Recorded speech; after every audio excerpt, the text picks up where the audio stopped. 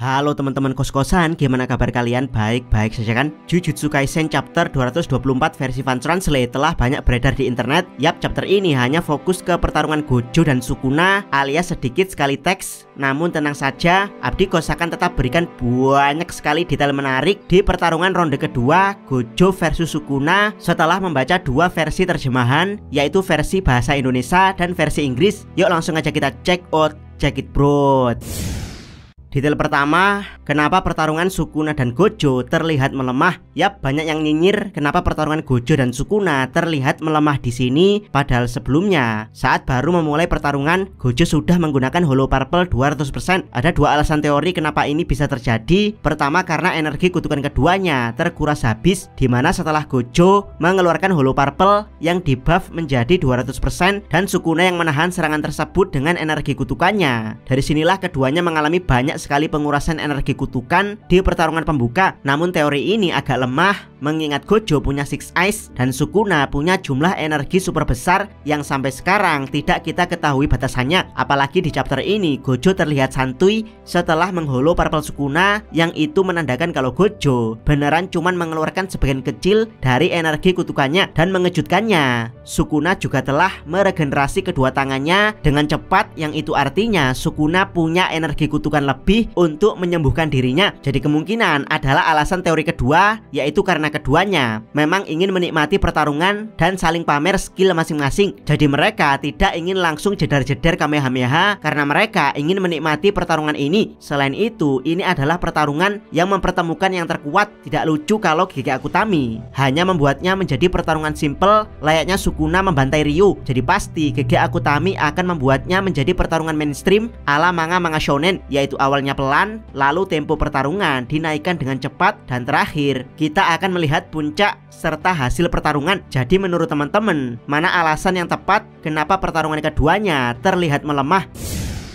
Detail kedua, kenapa Gojo bisa serius akan menghajar Sukuna di tubuh Megumi. Di sini ada dialog bahwa Gojo akan serius menghajar Sukuna yang memakai tubuh Megumi. Alasnya simple, karena wajah Sukuna Megumi sangat menyebalkan mirip Toji. Yap, dari sini kesannya Gojo menjadi lebih kejam karena dia tidak peduli dengan anak angkatnya tersebut. Padahal ada misi tersembunyi dari Mori Jujutsu untuk menyelamatkan Megumi yang tenggelam di alam jiwa. Kalau Meguminya mati, terus bagaimana cara Mori Jujutsu menyelamatkan Megumi? Yap, apakah Gojo beneran menjadi super kejam setelah keluar dari Prison Realm? Jawaban Abdi Kos tidak. Alasan kenapa Gojo serius akan menghajar Sukuna di tubuh Megumi, menurut Abdi Kos bukan hanya karena wajah Sukuna Megumi sangat menyebalkan mirip Toji, tapi juga karena Gojo yakin kalau Sukuna Megumi berada di 100% kekuatannya. Jadi menghajarnya dengan maksimal tanpa ragu tidak akan membunuh Sukuna. Bagaimana bisa membunuh? Lawong Hollow Purple 200% saja bisa diregenerasi Sukuna. Dan Abdi Kos curiga kalau Hollow Purple hanya dibuat Gojo untuk mengetes daya tahan tubuh Sukuna Megumi. Kalau Hollow Purple masih bisa selamat, maka menghajarnya dengan maksimal harusnya bukan masalah. Detail ketiga, bagaimana Gojo bisa menghajar Sukuna. Yap, di sini Gojo diperlihatkan mampu menghajar Sukuna seperti mementalkannya lalu menendangnya dengan telak. Ya, bagaimana Gojo bisa menghajar Sukuna seperti itu? Tentu saja jawabannya adalah dengan teknik mementalkan Sukuna dengan teknik red dan menendangnya dengan taijutsu. Namun intinya bukan itu. Yang Abdi Kos maksud di sini adalah bagaimana tendangan Gojo dengan mudah mengenai Sukuna. Jawabannya adalah karena Gojo mematikan infinity-nya. Yap, jadi setiap Gojo menyerang Sukuna, maka Gojo akan mematikan infinity-nya sehingga serangannya bisa telak dan cepat karena Gojo hanya fokus menyerang tanpa perlu melindungi dirinya. Baru setelah menyerang, Gojo akan mengaktifkan infinity lagi. Dan ya, Gojo bisa melakukan ini 10 tahun yang lalu dan mungkin sekarang dia sudah sangat ahli dalam menggunakan gaya pertarungan seperti ini. Itulah kenapa Sukuna butuh menangkis tinju Gojo, karena kalau Gojo tetap mengaktifkan infinity-nya, maka serangan Gojo hanya akan terlambat menuju ke tubuh Sukuna. Jadi Gojo memukul tanpa mengaktifkan infinity sehingga Sukuna terpaksa harus menangkis tinju Gojo. Detail keempat, kenapa jejak kaki Gojo mampu meretakkan lantai? Yap, kenapa jejak kaki Gojo mampu meretakkan lantai? Sudah Abdi Kos jelaskan di detail ketiga. kalau semua serangan Gojo menjadi sangat powerful ketika dia menonaktifkan Infinity. Jadi tidak heran kalau jejak kakinya saja mampu meretakkan lantai. Bahkan Abdikos curiga kalau di panel ini Gojo bukan hanya meretakkan lantai, tapi menyebabkan efek gempa di jembatan sehingga Sukuna kesulitan menjaga posisinya. Detail kelima, bagaimana Gojo bisa mengangkat jembatan. Ini juga hal yang sangat menarik karena Gojo tiba-tiba mampu mengangkat jembatan dan menghantamkannya ke bangunan. Yap, ini jelas kemampuan telekinesis. Apakah ini teknik baru Gojo setelah keluar dari Prison Realm? Menurut Abdikos, bukan. Ini memang telekinesis, tapi bukan telekinesis seperti yang dilakukan Wanda atau para mutan di X-Men, melainkan modifikasi dari teknik Limitless. Ingat, Gojo mampu mengeluarkan Blue dan Red secara bersamaan, dan itu seperti Gojo mengeluarkan energi kutukan biasa. Jadi bisa saja Gojo menarik jembatan dengan Blue lalu mementalkannya dengan Red untuk menggeprek Sukuna. Detail ke-6, apakah dismantle Sukuna meleset? Tentu saja serangan receh seperti ini bisa dengan mudah dihindari Sukuna. Lawang maksimum meteoro saja bisa dihindari Sukuna hanya dengan kekuatan 15 jari. Dari sinilah Sukuna dengan epic menembak Gojo dengan dismantle. Ini adalah salah satu kemampuan yang diinginkan Yuji jika Yuji punya teknik kutukan, yaitu mampu menembakkan spirit gun layaknya Yusuke di Yu Yu Hakusho. Dan sekarang Sukuna mewujudkannya, namun sayang di tubuh Megumi. Nah, yang jadi pertanyaan adalah bagaimana bisa spirit gun Sukuna meleset sehingga hanya memotong bangunan? Miyamura sendiri berteori kalau ini karena Infinity mementalkannya. Tapi menurut Abdikos tidak demikian, karena Infinity itu tidak seperti barir biasa yang mampu menahan atau mementalkan serangan, melainkan Infinity memperlambatnya, sehingga ketika serangan tersebut meledak, serangannya tidak sampai mengenai Gojo. Jadi agak mustahil kalau serangan dismantle dibentalkan Infinity sehingga membentur bangunan. Jadi jawabannya antara Sukuna meleset atau karena Sukuna sengaja mengincar bangunan. Dan Abdikos lebih condong ke teori yang kedua, yaitu Sukuna sengaja mengincar bangunan itu karena Gojo diperlihatkan sangat terkejut dengan serangan dismantle gun Sukuna. Buat yang tidak tahu, Six Eyes Gojo sangat kuat karena Six Eyes mampu melihat energi kutukan termasuk memprediksikan arah serangan. Dan ya, di sini Gojo terkejut dua kali. Kemungkinan dia terkejut pertama karena Six Eyes-nya agak kesulitan melihat serangan dismantle Sukuna,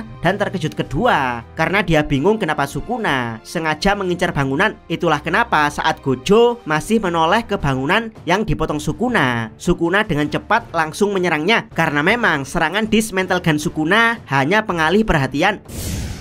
Detail ke-7, Gojo mematikan Infinity atau pukulan Sukuna yang menembus Infinity. Salah satu alasan Abdikos terlambat mengupload video pembahasan ini adalah karena Abdikos ingin benar-benar memahami panel paling kontroversial di chapter 224 ini, yaitu Gojo terlihat menonaktifkan Infinity lalu memegang tangan Sukuna, atau justru tinju Sukuna menembus Infinity Gojo sehingga Gojo terpaksa harus mundur menabrak bangunan. Jadi manakah fakta yang benar? Buat yang tidak tahu, urutan membaca manga itu seperti ini ya. Jadi dari kanan ke kiri, lalu ke bawah kiri jika memang masih satu garis, lalu ke kanan lagi. Jadi menurut Abdikos yang sebenarnya terjadi adalah keduanya. Yap, yang terjadi adalah keduanya, yaitu serangan Sukuna akan menembus Infinity sehingga Gojo terpaksa harus mematikannya dan mundur ke belakang untuk menghindar. Jadi di panel ini Gojo sebenarnya tidak siap menangkis serangan Sukuna karena perhatiannya teralihkan oleh bangunan yang runtuh di belakangnya. Jadi Gojo tidak punya pilihan lain selain mengaktifkan Infinity. Namun yang mengejutkan, tinju Sukuna mampu menembus Infinity. Kemungkinan karena tinju ini diberi domain amplification sehingga Gojo dengan terpaksa harus menonaktifkan Infinity dan menfokuskan tekniknya untuk menghindar dengan cepat ke belakang. Kasus ini mirip seperti saat Gojo menyadari kalau serangan Hanami dan Gojo yang disertai domain amplification mampu menembus Infinity sehingga Gojo dengan terpaksa menonaktifkan Infinity dan menghindari dengan cepat serangan mereka berdua. Lalu kenapa Sukuna di panel ini juga terlihat terkejut? Jawabannya simple, Sukuna terkejut karena Gojo mengambil resiko dengan menonaktifkan Infinity untuk kabur dengan cepat. Itulah kenapa di panel berikutnya Sukuna terlihat mengejar Gojo karena memang saat ini fokus Gojo cuma satu, yaitu kabur dari tinju domain amplification Sukuna. Itulah penjelasan paling masuk akal dari Abdikos. Miyamura memang hanya membaca sekilas versi raw Jepang sebelum memberikan spoiler karena waktu dia terbatas di sela-sela jam kerja.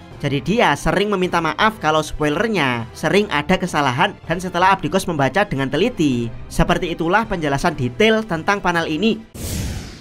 Detail ke-8, kenapa Gojo menutupi tinjunya dengan pintu? Di panel ini, Gojo terlihat menggunakan pintu untuk menutupi tinjunya. Yap, kesannya Gojo seperti pengecut kalau memang kuat. Kenapa menyamarkan serangannya? Sekali lagi, Abdikos tegaskan kalau di Jujutsu Kaisen tidak ada istilah pengecut atau curang dalam pertarungan hidup dan mati. Saat Gojo sedang diburu dengan tinju Domain Amplification yang sudah dipersiapkan Sukuna sebelumnya, maka Gojo tidak punya pilihan lain selain balik mengalihkan perhatian Sukuna. Yap, saat pergerakan Gojo tertutup pintu, maka Sukuna tidak punya pilihan lain selain berhenti untuk memperkuat serangannya dengan energi kutukan. Karena kalau Sukuna masih meninju dengan Domain Amplification sementara Gojo di balik pintu meninju dengan energi kutukan, maka Sukuna lah yang akan kalah di adu tinju ini. Dan dugaan Sukuna benar karena Gojo beneran menggunakan tinju energi kutukan. Tinju keduanya pun beradu yang akhirnya membuat gedung bertingkat ambruk. Detail ke-9, jadi siapa pemenang battle ronde 2 ini? Walaupun Gojo berhasil menghajar Sukuna di awal, tapi Sukuna sukses membuat Gojo lari terbirit-birit saat Sukuna menggunakan dismantle dan Domain Amplification. Jadi hasil akhir pertarungan ronde 2 ini, Abdikos nyatakan draw alias seimbang karena Gojo mampu menyerang fisik Sukuna, sedangkan Sukuna mampu menyerang mental Gojo. Keduanya keluar dari reruntuhan bangunan dengan wajah santuy dan menikmati. Detail ke-10, apa yang dilakukan Mei Mei pada pertarungan Gojo dan Sukuna? Chapter ditutup dengan Gojo yang awalnya berniat menyalahkan Sukuna atas hancurnya Shinjuku, tiba-tiba merasa sial karena Mei Mei. Yap, apa sebenarnya yang dilakukan Mei Mei? Terjemahan bahasa Indonesia mungkin kurang jelas, tapi terjemahan Inggris jelas sekali kalau yang dilakukan Mei Mei kemungkinan adalah menyiarkannya. Kenapa Abdikos bilang kemungkinan? Karena di sini masih menggunakan question tag yang butuh penegasan. Jadi kemungkinan di sekitar area Shinjuku ada puluhan atau mungkin ratusan gagak Mei Mei sedang terbang menyiarkan pertempuran mereka berdua. Jadi Gojo tidak bisa mengelak kalau dia juga ikut andil dalam menghancurkan Shinjuku. Buat yang tidak tahu, inilah realita dari era digital, dimana di era digital banyak sekali orang-orang yang mengkontenkan sesuatu yang dianggap spesial, bahkan jika hal spesial tersebut adalah bencana. Lee Dong-wook Hellbound dan orang Giberis All of Us Are Dead adalah dua contoh orang yang mengkontenkan suatu bencana yang mereka anggap spesial. Dan sekarang kita punya Mei Mei di Jujutsu Kaisen. Jangan lupa subscribe channel Takos dan jangan lupa share video ini. Sabdikos salam Mi.